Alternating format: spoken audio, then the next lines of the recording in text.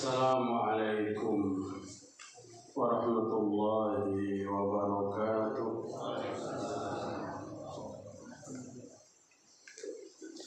Alhamdulillahi rabbil alamin. Wa bihi nasta'in ala umuri dunya waddin. Ashhadu an la ilaha illallah al-malikul haqqul mubin. Wa ashhadu anna Muhammadan abduhu wa rasuluh as-sadiqul wa'dil amin. Ya ayyuhalladzina amanu taqullaha haqqa tuqatih wa la tamutunna illa wa antum muslimun. Ya ayyuhan nasu taqu rabbakum alladzi khalaqakum min nafsin wahidah wa khalaqa minha zawjaha wa bassa minhuma rijalan katsiran wa nisaa wattaqullaha alladzi tasaaluna bihi wal arham innallaha kana 'alaikum raqiba. Ya ayyuhalladzina amanu taqullaha wa qulu qawlan sadida yuslih lakum a'malakum wa yaghfir lakum dzunubakum wa may yuti'illaha wa rasulahu faqad faza fawzan 'azima. Inna asdaqal hadits kitabullah wa khairul huda huda Muhammad sallallahu alaihi wasallam wa syarrul umuri muhdatsatuha wa kullu muhdatsatin bid'ah wa kullu bid'atin dhalalah wa kullu dhalalatin finnar. Mari kita bersyukur kepada Allah Subhanahu wa taala pada malam ini, malam Sabtu tanggal 13 bulan Jumadil Akhir 1446 Hijriah, juga tanggal 13 bulan Desember 2024. Kita sehat walafiat. Baru saja melaksanakan sholat maghrib berjamaah. Mudah-mudahan Allah menerima segala amal ibadah kita. Mudah-mudahan Allah mengampuni segala kesalahan dan dosa-dosa kita. Bapak-bapak, ibu-ibu rahimakumullah. Pada ayat 68 surah Al-Furqan, Allah Ta'ala berfirman, walladzina la yad'una ma'allahi ilahan akhar wa la yaqtuluna an-nafsa allati harramallahu illa bil haqqi wa la yaznun wa man yaf'al dzalika yalqa athama. Hamba Allah itu adalah orang yang tidak memanggil Allah dengan Tuhan-Tuhan yang lain, dengan perantara-perantara yang lain. Wala yaqtuluna an-nafsa allati harramallah, dan orang yang tidak melakukan pertumpahan darah illa bil haqq, kecuali dengan alasan yang benar. Wala yaznun, dan orang yang tidak melakukan perzinahan. Wa may yaf'al dzalika yalqa athama, siapa melakukan 3 macam dosa itu, maka dia akan menemui balasan daripada besarnya dosa itu. Yudha'af lahumul 'adzab, Allah akan melipat gandakan siksa kepadanya yaumul qiyamah, pada hari kiamat. Wa yakhlud fihi mu'ana, dan dia kekal dalam kehinaan.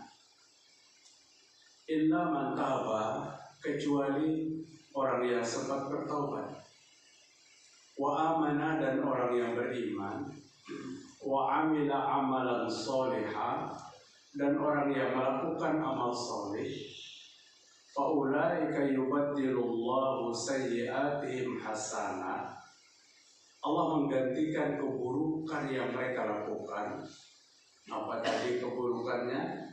Syirik kepada Allah, melakukan pertumpahan darah, dan melakukan perzinahan. Kemudian dia bertobat dan beriman, beramal soleh kembali. Allah akan gantikan keburukan-keburukan itu dengan kebaikan. Innallaha ghafurur rahim. Allah Maha Pengampun lagi Maha Penyayang. Bapak Ibu, ayat ini turun bertepatan pada saat Nabi menjelaskan di hadapan para sahabatnya. Apa yang Nabi jelaskan? Hadis dari hadis dari Abdullah bin Mas'ud radhiyallahu anhu. Qala Abdullah bin Mas'ud berkata, Ayyuz zambil akbar, ya Rasul, yang namanya dosa besar itu seperti apa? Qala, maka Nabi sallallahu alaihi wasallam menjelaskan, anta ja'ala lillahi niddan wa huwa khalaqaka. Yang namanya dosa besar itu engkau buat tandingan bersama Allah Ta'ala, padahal Allah Ta'ala yang menciptakanmu. Allah yang menjadikan kamu, tapi kamu tidak yakin semua itu diatur oleh Allah Ta'ala. Lalu engkau cari ilah-ilah yang lain, tandingan-tandingan yang lain, dan ini dosa besar. Yang kedua, qala sum'ai, ada lagi dosa besar selain daripada itu ya Rasul? Nabi bersabda, antuzaniya khalilata jarika. Nabi bersabda, antaqtula auladaka waladaka khasyata ayyut imamaka. Dosa besar yang kedua, engkau bunuh anakmu dari kecil karena takut memberatkan beban ekonomi rumah tanggamu. Merasa kebanyakan anak, kebanyakan beban untuk memberi makan. Maka sejak kecil anak itu dibunuh. Sebenarnya ini kebiasaan Yahudi, kebiasaan orang jahiliyah. Qala sum'ai, wahai Rasul, ada lagi lain daripada itu? Maka Nabi sallallahu alaihi wasallam menjelaskan, kemudian yang berikutnya, antuzaniya khalilata jarika, engkau berzina dengan istri tetangga. Berzina dengan istri tetangga ini memiliki kedudukan hukum yang sangat besar daripada perzinahan biasa. Perzinahan biasa pun berat sekali hukumannya. Kalau di zaman Nabi itu dirajam. Lebih-lebih kalau berzina dengan istri tetangga. Selesai Nabi menjelaskan tiga itu, kemudian fa'anzalallahu tasdiqaha. Allah turunkan ayat ini untuk membenarkan apa yang Nabi sampaikan. Apa ayatnya yang turun? Walladzina la yad'una ma'allahi ilahan akhar wa la yaqtuluna an-nafsa allati harramallahu illa bil haqqi wa la yaznun. Turun ayat ini.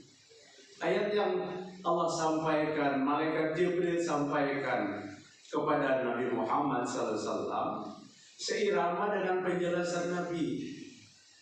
Yang Nabi katakan dosa besar itu, kamu menyekutukan Allah pada Allah yang menjadikan kamu. Kamu bunuh anak perempuanmu karena kamu takut menjadi beban hidupmu, dan kamu melakukan perzinahan. Wa anzalallahu tasdiqaha. Allah turunkan ayat 98 Al-Furqan membenarkan apa yang disampaikan. Apa ayat itu?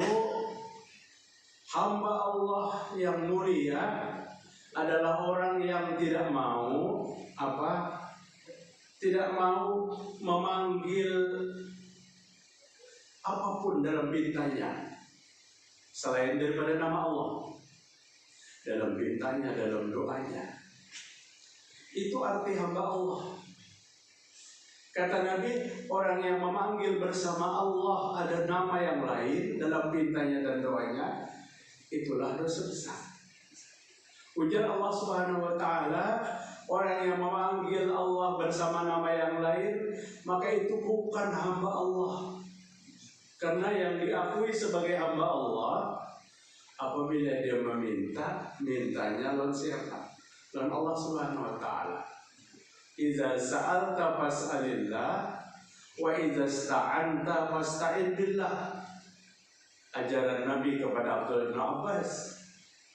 Wahai sepupuku, sepupu sekali, Abdullah bin Abbas yang masih muda, jika engkau meminta, pintalah kepada Allah. Jika engkau memohon pertolongan, mohonlah pertolongan kepada Allah. Jangan meminta kepada selain Allah. Jangan memohon pertolongan kepada selain Allah Subhanahu wa Ta'ala. Yang Nabi jelaskan dalam sebuah hadis dalam kitab Arba'in Nawawiyah. Artinya penggemblengan akidah yang Nabi sampaikan kepada kita. Dan itu adalah dosa besar, kata Nabi Muhammad SAW. Jemaah sekalian, sadarkah kita bahwa itu dosa besar? Sementara orang melakukan itu seiring dengan pelaksanaan ibadah yang hampir kita dengar masa lalu. Apabila hendak sholat hajat, maka panggilannya ke sana ke sini. Ya arwahil muqaddasiyah, aghisuna, wahai roh-roh suci, tolong daku. Oleh apabila agama kita mengajarkan meminta kepada roh suci, Islam tidak mengenal permohonan kepada penyembahan roh-roh. Sekalipun yang dipanggil itu katanya roh para wali-wali. Kadang juga biar roh para wali-wali. Roh siapapun kadang berhak untuk bersanding bersama Allah dalam pinta dan doa. Belum lagi bapak-bapak, ya Gaus. Kalau ya Gaus itu ada. Tapi ya Gaus, ya Umana, ya Ruqaba, ya Nujaba, ya Autad, ya Ibdal, ya Utu, Awisuna. Wahai Gaus, Umana, Ruqaba, Nujaba, Autad, Ibdal, Utu, tolong bang kami, tolong kami. Orang-orang sufi mengenal nama-nama itu. Karena nama-nama itu adalah nama tingkatan kewalian. Ada wali yang namanya Gaus. Karena kita kada pernah belajar, kita kayak apa potongannya wali Gaus itu kita tahu. Ada yang namanya Umana. Kalau umanya ada, kalau umana ada. Ada yang namanya Ruqaba. Ada yang namanya Nujaba. Ada yang namanya Autar, ada yang namanya Ibdal, ada yang namanya Kutub. Sering kan kita mendengar, hati-hati si jentuh wali kutub. Kembali tahunnya, guru gimana gerak cirinya wali kutub tuh? Jadi dia nang tahu lawan wali itu wali jual. Wali kami kan wali kita tahu. Wali kelas atau wali nikah aja kita. Wali murid. Bapak-bapak hadir dari makumullah. Ini dianggap dosa besar oleh Nabi Muhammad SAW. Memanggil nama selain daripada nama Allah Ta'ala. Coba lihat apa yang Allah ajarkan kepada kita. Dalam 180 surah Al-A'raf. Walillahil asma'ul husna fad'uhu biha. Milik Allah lah nama Allah yang baik-baik itu.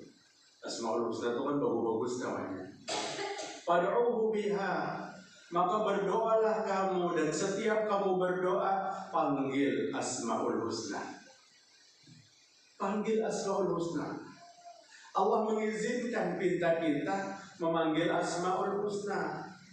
Ya Allah, Ya Rahman, Ya Rahim, Ya Malik, Ya Kudus, Ya Salam, Ya Mu'min, Ya Muhaimin, sampai yang terakhir insya Allah kan ada Ya Gaus, Ya Umana, Ya Ruqabah. Itu kan masuk Asmaul Husna. Artinya kebiasaan itu telah dikonter oleh 180 al-aqab. Doa yang benar berdoa memanggil nama Allah. Terserah mau kita sesuaikan apa keperluan kita. Rizki binasarat, nah kita panggil Tuhan yang maha memberi rezeki. Siapa Asmaul Husnanya? Ya Razzaq, wahai Allah yang maha memberi rezeki. Kemudian merasa dosa, rasa banyak, panggil Tuhan yang maha pengampun. Ya Ghafur. 99 Asmaul Husna. Pak Ulun seumuran kan baru menemui kami di waktu Ulun diundang acara akikah di Dewan Taralima di apa ngarannya Masjid Ar-Raudah tuh daerah orang Banjar, daerah mana itu Dewan Taralima. Waktu itu ulun diminta mentasmiahi dan tausiah kurang lebih 15 menit. Selesai doa dipimpin oleh sesepuh kita, Bapak Dr. Andus Haji Abidin Ja'far LC MA. Baru itu menemui Sidin membaca doa itu setelah hamdalah, salawat, lalu Sidin sebut ke-99-nya. Ya memang sakit bang, tangan lo sebenarnya bangkatan, tapi asik bapak-bapak, asik. Ya Allah, Ya Rahman, Ya Rahim. Maka mimiknya tuh, aduh kayak orang rindu itu. Ya Fattah, Ya Razzaq, Ya Alim, Ya Qabid, Ya Basir, Ya Hafiz. Ulun kagum aset kita. Usia beliau lebih daripada 85 tahun, 87 kalau tidak salah. Ulun malam Jumat tadi terakhir ketemu pas ngisi kajian di Masjid pada Sidin. Ulun masih terkenal. Sidin mampu menyebut 99 nama Allah Ta'ala. Dan ini perintah Nabi Muhammad SAW. Doanya singkat, padat, pendek. Doanya pendek. Minta diselamatkan dunia akhirat dengan memanggil kepada 99 asma Allah. Kemudian beliau tutup doanya. Artinya ya kita karena ada hafal, berapa yang hafal? 5 yang hafal, sebutkan 5. 1 aja yang hafal. Ya, satu dapat hafal kok kita. Ya Allah, Ya Allah. Itu kan Asmaul Husna. Panggil. Asal jangan memanggil selain daripada Allah Ta'ala. Di dalam surah Asy-Syu'ara 213, fala tad'u ma'allah ilahan akhar fatakuna minal mu'adzabin. Jangan kalian berdoa kepada Allah bersama panggilan-panggilan yang lain. Ada nama-nama yang lain yang dipanggil selain daripada nama Allah, maka kamu akan disiksa oleh Allah Ta'ala. Bapak Ibu, bagus ayat ini didakwahkan kepada saudara-saudara kita yang suka nyeleneh dalam pintanya, yang suka tidak Allah yang dipanggil, nama-nama yang lain dipanggil. Dia anggap itu adalah perantara, wasilah. Kita mengerti arti wasilah itu, mengerti. Tapi wasilah itu bukan merendahkan Allah.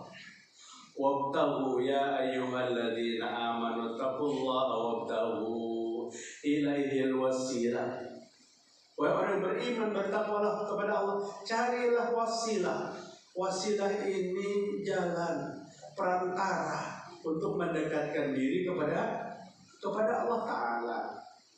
Artinya kita tuh bukan kada berwasilah. Lamun pian ngalih mikirakan wasilah itu apa? Nang nyaman atau populer dalam masyarakat, tawassul. Hubungan nikah itu kan bertawassul? Tidak, kita bertawassul. Allah menyuruh kita bertawassul. Tapi kita menjaga tawassul kita tidak sesuatu yang bernilai persekutuan kepada Allah. Sepakat para ulama, 4 tawassul itu yang dibolehkan. Pertama, bertawassul kepada Asmaul Husna 180 Al-A'raf. Ya Allah, ya Rahman, ya Rahim, ya Malik, ya Kudus. Itu namanya bertawassul. Yang kedua, bertawassul kepada amal ibadah, iman dan amal soleh. Kemudian kita pinta kepada Allah Ta'ala. Yang ketiga, bertawassul kepada sesama manusia yang masih hidup. Ulun berucap, bapak-bapak yang hadir, ibu-ibu, doakanlah ulun mudahan sehat walafiat. Apa jawaban dia? Amin. Ini wasilah. Keperluannya untuk ulun minta sehat walafiat, nang mendoakan dia. Tapi nang dipintai doa itu nang bisa mengaminkan. Ini hari ini manusia lebih asik meminta kepada nang kada kau mengaminkan lagi. Artinya nang kada kau mengaminkan, kau orang mati kau orang hidup kan? Orang mati. Orang mati. Datang ke kuburan lancar, babandar minta loh di dalam kubur. Padahal datang ke kuburan itu diperintahkan Islam satu syariat. Doakan. Doakan yang dikubur itu bukan dipintai. Dia berharap kepada doa kita. Bukankah Nabi Muhammad SAW mengajarkan kepada kita apabila masuk area pekuburan ucapkan salam, dan salam itu penuh dengan doa. Assalamualaikum ya ahlal diyar. Assalamualaikum ya ahlal kubur. Selamat atas sekalian wahai ahli kubur. Kalian telah mendahului kami dan kami akan menyusul kalian. Aku berdoa kepada Allah, semoga Allah memberikan keselamatan kepadaku dan kepada kalian wahai ahli kubur. Nas'alullahu lana wa lakumul afiyah. Bukankah itu doa? Ini baru masuk di area pekuburan, sudah berdoa kepada Allah untuk ahli kubur. Uniknya hari ini orang meminta loh ada di dalam kubur. Kalau coba kita tanya, kalau coba kita takuni, kenapa Pak maka meminta? Oh, sidin itu wali Allah. Sidin itu hidup di dalam kubur. Sidin itu hidup. Ada ayat Allah Bapak yang memadai orang dalam kubur itu hidup. Wala tahsabanna alladziina qutilu fi sabilillahi amwat bal ahya'un 'inda rabbihim yurzaqun. Jangan kamu mengira orang yang gugur di medan perang itu mati, tapi mereka hidup di sisi Allah Ta'ala dan mereka mendapat rezeki. Tolong, ini kehidupannya jangan kita bayangkan seperti kehidupan di dunia. Tidak ada satu ulama tafsir yang memadahkan orang yang hidup di kubur itu seperti hidup di dunia. 3 kali sehari makan, pagi, siang, sore, bisa bercengkerama. Tidak, alam kita berbeda. Kita yang hidup di atas bumi ini menganggap kehidupan orang di kubur itu seperti hidupnya kita. Tidak, mereka hidup di sisi Allah. Allah yang tahu kehidupan mereka. Yurzaqun, Allah yang memberi rezeki. Pada saat kita mencoba meraba-raba kehidupannya seperti begini, maka itu paham yang membawa kepada kita kesalahan dalam akidah. Kesalahan. dalam akidah. Bapak-bapak, tenar dalam kehidupan masyarakat. Sebelum mati itu harus belajar supaya dikubur itu jangan buruk. Amunnya kada buruk hilang, tiba dikubur langsung hilang, atau tiba dikubur langsung kada saling burukan, kada dijamin bapak-bapak. Firaun tuh kada saling burukan sampai kau ini. Baik kada matinya, kada baik. Kada baik. Terus apa yang kita cari menghadapi kematian? Satu aja yang kita cari. Mudahan mati kita husnul khotimah, hanya itu. Jangan mencari-cari ilmu supaya kada buruk kada buruk itu salahkan menang kuasa. Allah Subhanahu wa taala yang menentukan. Dan itu semua rahasia Allah. Tidak semua yang buruk itu kada baik. Sebab bayi yang dikubur tidak balik dan mereka pasti masuk surga. Tapi banyak bayi-bayi itu buruk. Karena yang berurusan di sana adalah apa? Ruh kita. Ruh kita yang berurusan dengan Allah di sana. Jadi jemaah sekalian rahimakumullah, yang dicari itu kayak apa? Supaya kita ini husnul khotimah. Jangan yang aneh-aneh yang kita cari. Bapak-bapak hadirin rahimakumullah, kembali kepada apa yang Nabi sampaikan. Dosa besar itu adalah orang yang berdoa kepada Allah melibatkan nama yang lain selain daripada Allah Ta'ala, ataupun menyerahkan diri kepada selain Allah Ta'ala.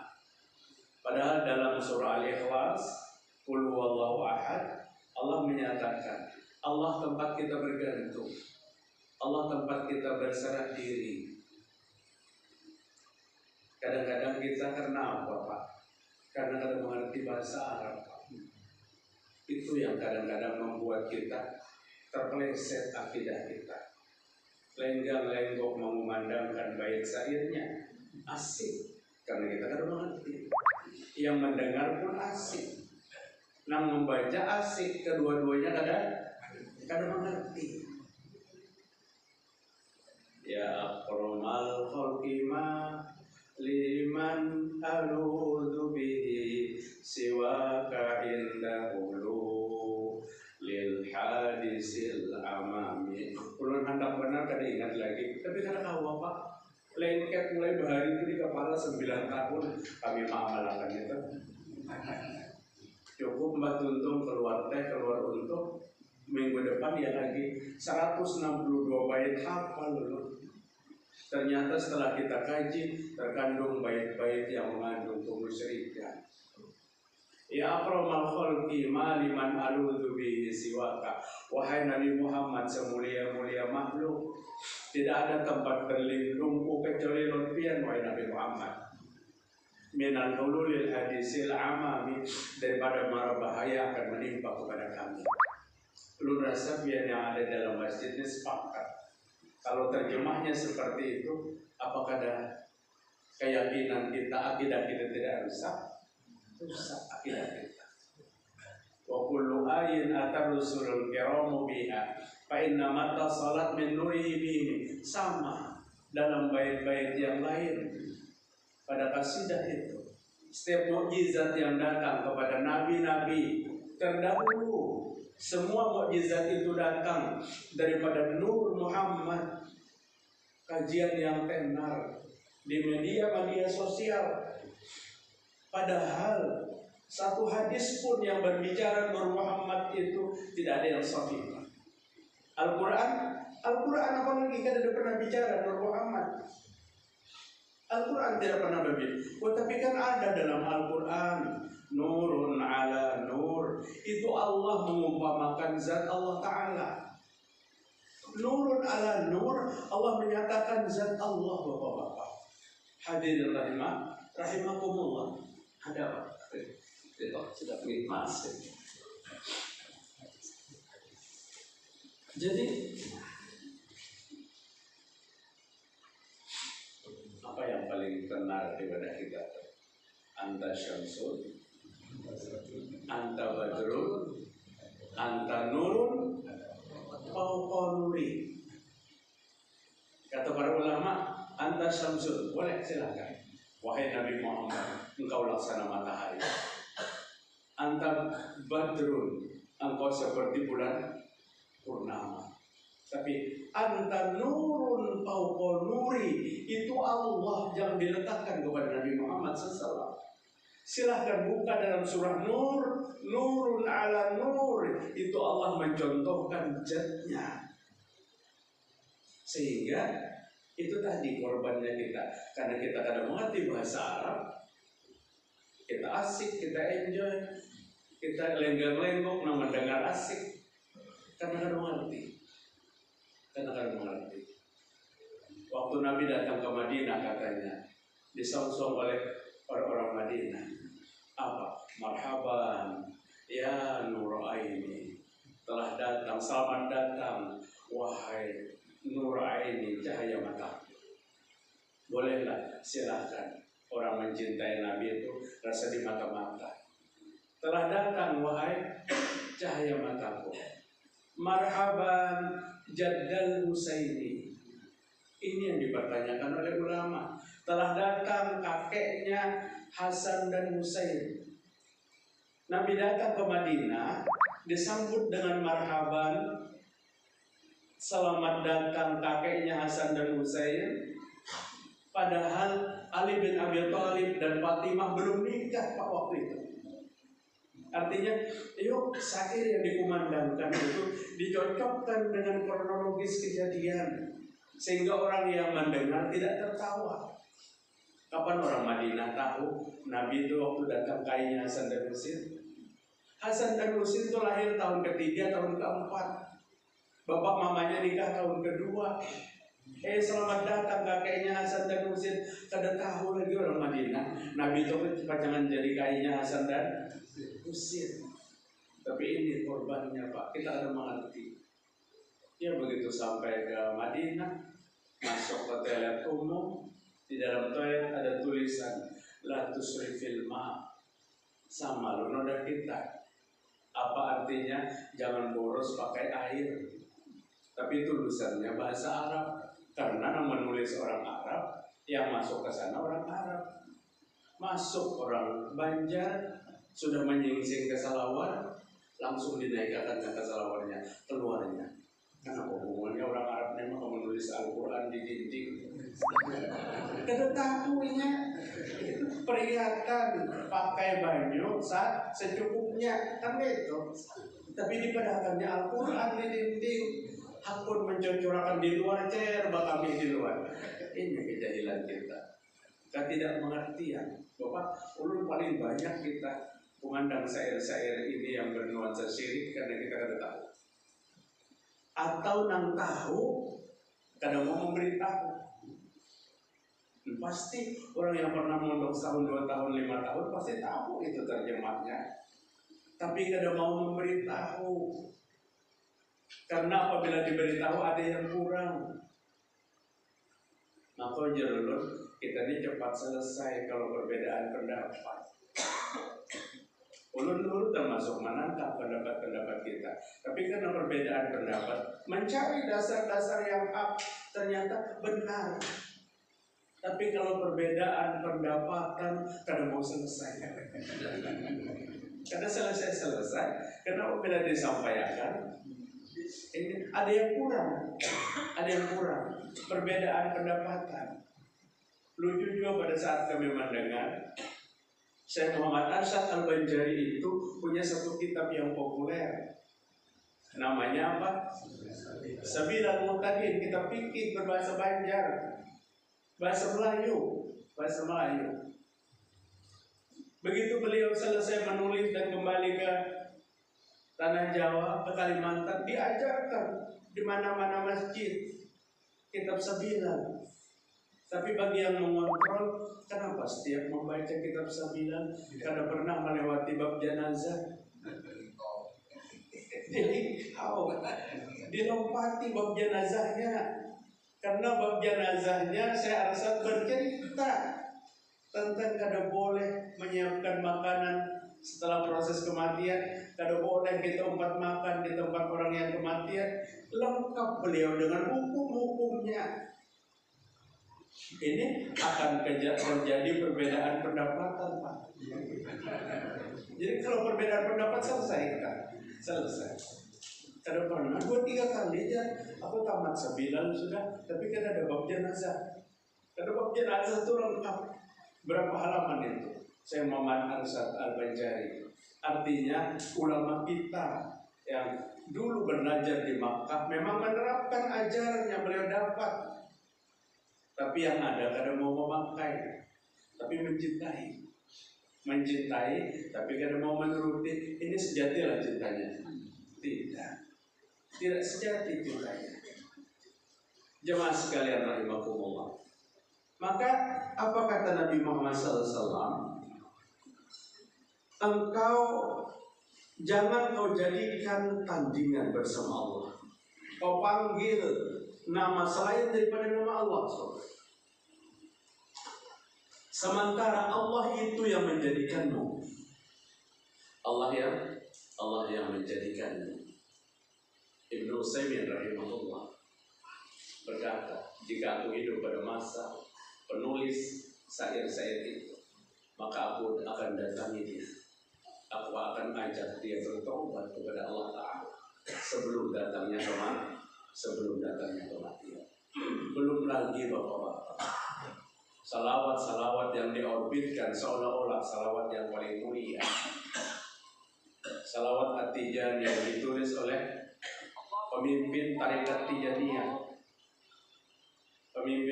Tijaniyah. Ada panjang salawatnya. Apabila membaca salawat itu 1 kali katanya lebih mulia daripada 6 kali menghatamkan Al-Quran. Belum berpikir kenapa maka 6 kali aja ada 60 kali. Ini Al-Quran pacangan berdebu, Pak. Apabila itu dimasyarakatkan, apabila itu disampaikan, sedikit pun kajian kita nih kadang merendahkan yang namanya salawat. Salawat itu tentu salawat yang diajarkan. Hari ini 90% yang dikumandangkan di tengah masyarakat itu yang lahir, yang dapat 1000 tahunan setelah Nabi wafat, termasuk salawat Maria. Dan katanya apabila itu dibaca, hajat-hajat akan dikabulkan, mati akan husnul khotimah. Di mana dapat fadilat itu? Sementara amalannya tidak pernah ditinggalkan oleh Nabi Muhammad SAW. Salawat Nariyah katanya salawat yang paling mulia di antara salawat. Kalau salawat Nariyah yang paling mulia, coba bang tasawuf kita ganti. Asyhadu an la ilaha illallah wa asyhadu anna Muhammadar Rasulullah. Allahumma shalli salatan kamilatan wa sallim salaman. Sah tidak salat kita? Tidak sah. Karena salawat yang paling mulia adalah salawat Ibrahimiyah. Allahumma salli ala Muhammad wa ala ali Muhammad kama shallaita ala Ibrahim wa ala ali Ibrahim wa barik ala Muhammad wa ala ali Muhammad kama barakta ala Ibrahim wa ala ali Ibrahim innaka Hamidum Majid. Itu yang paling mulia. Dan salawat itu yang pertama kali Nabi ajarkan. Sampai kata Nu'man bin Bashir, jangan-jangan Nabi marah pada saat kita bertanya. Sahabat itu berkumpul, Bapak. Pada saat menerima 56 Al-Ahzab, Inna Allah wa malaikatahu yusalluna ala nabi. Allah dan malaikatnya bersalawat kepada Nabi. Wahai orang beriman, bersalawatlah kepada Nabi, ucapkan salam. Ini perintah dari Allah. 56 Al-Ahzab turun ayat ini, tapi Nabi belum mengajarkan salawatnya. Sehingga sahabat bingung. Tapi pintarnya sahabat masa lalu karena mau kebablasan. Coba jika wahyu turun ayat itu, mungkin ada yang sudah bawa salawat ini, salawat itu, macam-macam. Sahabat ngumpul bertemu Nabi. Nu'man bin Bashir menjadi juru bahasa. Di antara sahabat itu, ya Rasulullah, kami sudah diperintahkan bersalawat. Turunnya Al-Ahzab 56. Tapi kami belum pian ajari salawatnya. Wa kaifa nusalli alaika. Kayak apa kami bersalawat? Nabi menunduk dengan pertanyaan itu dan cukup lama. Kata Nu'man bin Bashir, jangan-jangan Nabi marah dengan pertanyaan kita. Setelah cukup lama menunduk, kemudian Nabi mengangkat mukanya. Sahabatku sekalian, katakan ini salawatnya. Itu yang pertama kali diajarkan Nabi. Allahumma salli ala Muhammad wa ala ali Muhammad kama sallaita ala Ibrahim wa ala ali Ibrahim wa barik ala Muhammad wa ala ali Muhammad kama barakta ala Ibrahim wa ala ali Ibrahim innaka Hamidum Majid. Kederhabu kita. Tapi hari ini kebablasan Bapak-bapak. Selahir berbagai macam salawat sampai kita merasa apa? Merasa ngeri membaca judul salawat itu. Karena apa? Judulnya salawat pulus. Tahu lebih arti pulus tuh? Duit Pak. Salawat pulus. Apabila salawat itu diamalkan tiap hari, maka duitnya ada saling pagatan. Ya pulus, ya dolar, ya pulus, ya dolar.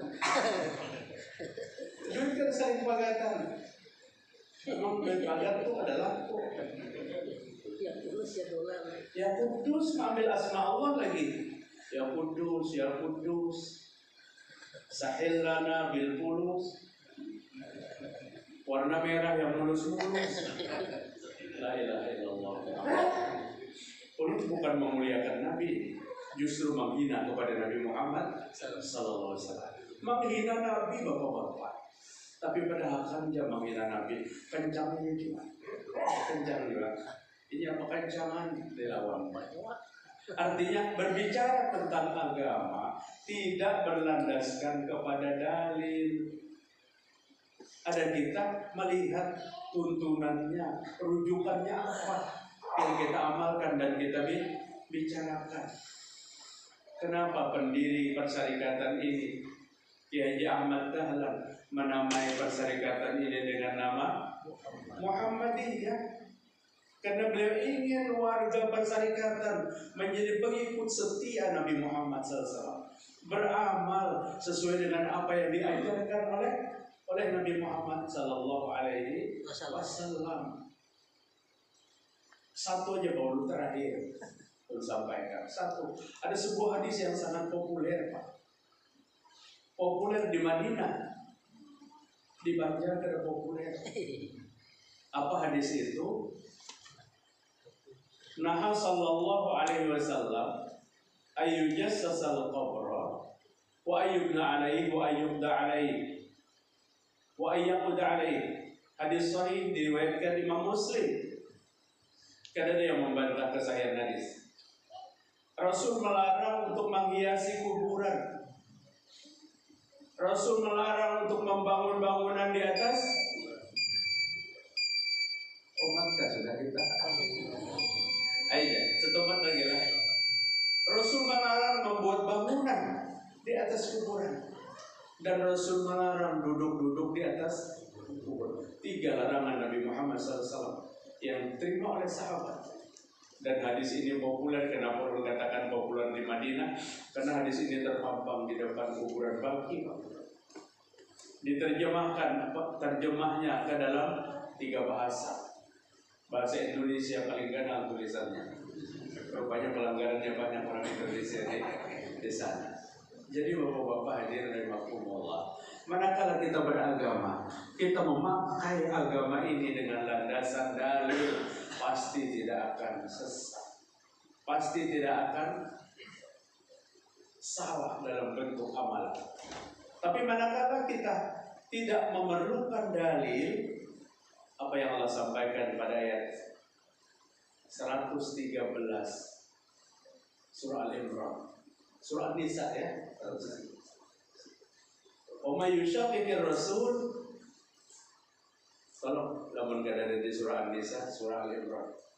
Wa may yushaqiqir rasul min ba'di ma tabayyana lahul huda wa yattabi' ghayra sabilil mu'minin nuwallihi ma tawalla. Satu ucapan Allah yang kada kita harapkan.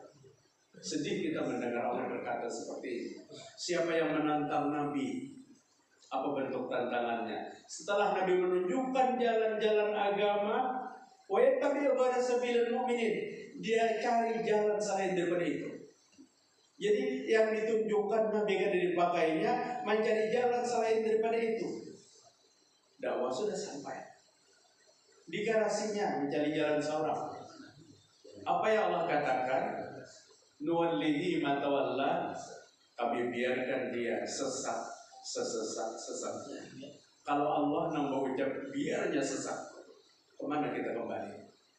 Mungkin 1000 orang mengatakan kita sesat, belum tentu kalau Allah tidak mengatakan sesat. Tapi orang yang menantang Nabi Muhammad SAW, Allah akan biarkan dia sesat. Boleh bapak-bapak dibuktikan. Tahun ini semaraknya seperti ini, tahun depan lebih semarak lagi. Mungkin 20 tahun akan datang lebih daripada itu. Dan ternyata dalam Islam bukan jumlah, bukan banyak orangnya, tapi agama itu berlandaskan kepada dalil. Mungkin itu aja dulu Pak yang dapat saya sampaikan pada kajian malam hari ini. Silakan aja saya berdua anak yang terkenakan roh.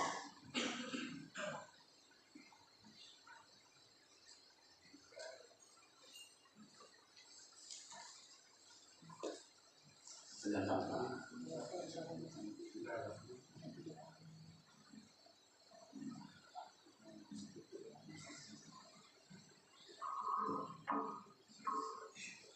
Amun kedada alhamdulillah. Paham aja bang Bapak hadirin rahimakumullah. Ayo kita sama-sama mengambil kesimpulan pada kajian malam hari ini. Apa? Syirik adalah dosa yang paling besar. Mencari amal di luar daripada apa yang diajarkan Rasul kepada kita, Allah akan mengatakan biarkan dia sesat-sesatnya. Sesuatu yang sangat menakutkan oleh kita. Mudah-mudahan Allah selalu memberikan hidayah petunjuknya kepada kita. Kita pahami agama ini sesuai dengan sebagaimana Islam itu datang kepada kita. Kita amalkan syariat agama ini sesuai dengan amalia-amalia para sahabat masa lalu. Dan insya Allah jauh daripada segala kesesatan dan tersimpang dari jalan yang benar. Subhanakallahumma wa bihamdika asyhadu an la ilaha illa anta astaghfiruka wa atubu ilaik. Wassalamualaikum warahmatullahi wabarakatuh. Waalaikumsalam warahmatullahi wabarakatuh.